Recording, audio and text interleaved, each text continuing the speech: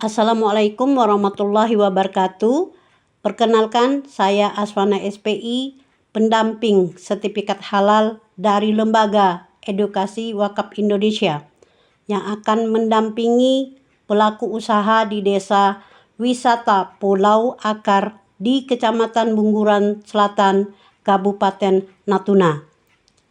Pada kesempatan ini, saya ingin menyampaikan tentang materi sertifikasi halal pada pelaku usaha di desa wisata, yang mana materi ini akan disampaikan saat audensi ke Dinas Pariwisata Kabupaten Natuna. Maksud audensi adalah melakukan koordinasi kerja terkait program sertifikasi halal bagi pelaku usaha di destinasi wisata, khususnya di desa wisata yang ada di kabupaten atau kota.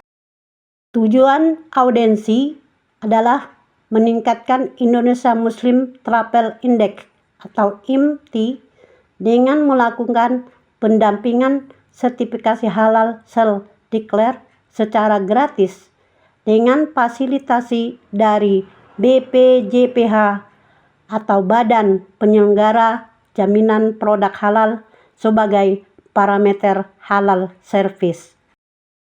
Adapun target sertifikasi halal destinasi wisata yang akan dicapai adalah 100% pelaku usaha yang produk atau jasanya terkait dengan barang konsumsi dan barang gunaan dapat tersertifikasi halal untuk mempersiapkan wajib halal Oktober 2026.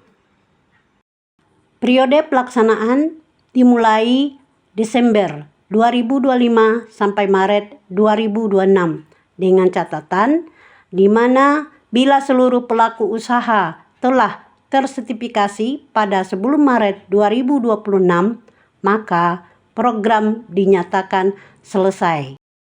Program ini diperkuat dengan adanya surat dari Kementerian Pariwisata Republik Indonesia tentang pengembangan destinasi wisata yang ditujukan kepada Ketua LPPHEWI, di mana di dalam surat tersebut diusulkan 1.500 desa wisata yang tersebar di 15 provinsi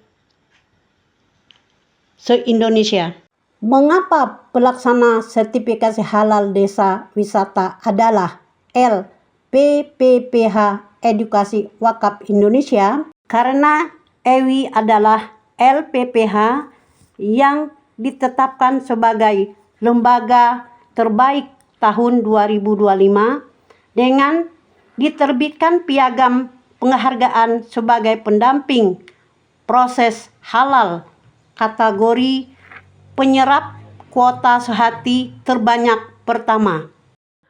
Kategori lembaga terbaik tersebut dibuktikan dengan ditunjuknya EWI sebagai lembaga yang melakukan sertifikat halal di 5 provinsi dengan 20 desa wisata dan bisa mengajukan 438 sertifikat halal sehati dan bisa menerbitkan 418 sertifikat halal, yang mana program ini dilaksanakan bulan Agustus sampai September tahun 2025. Pada kesempatan itu, ada 3 orang pendamping EWI yang berhasil mendampingi pelaku usaha dengan jumlah sertifikat terbit terbanyak, yaitu 1. Ahmad Fauzi Al-Idrus, berdomisili di Mataram, NTB, jumlah sertifikat yang terbit 140 sertifikat halal. Yang kedua, Bapak Aswin ST, domisili Deli Serdang, Sumut, jumlah sertifikat halal 53 sertifikat.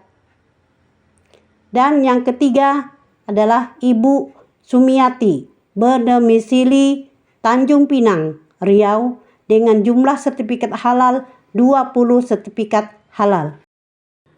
Tahapan pelaksanaan sertifikat halal di desa wisata.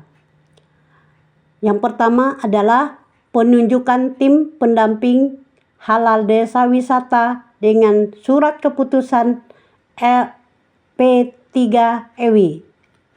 Yang kedua, audiensi dengan Dinas Pariwisata dan kelompok sadar wisata atau Pokdarwis.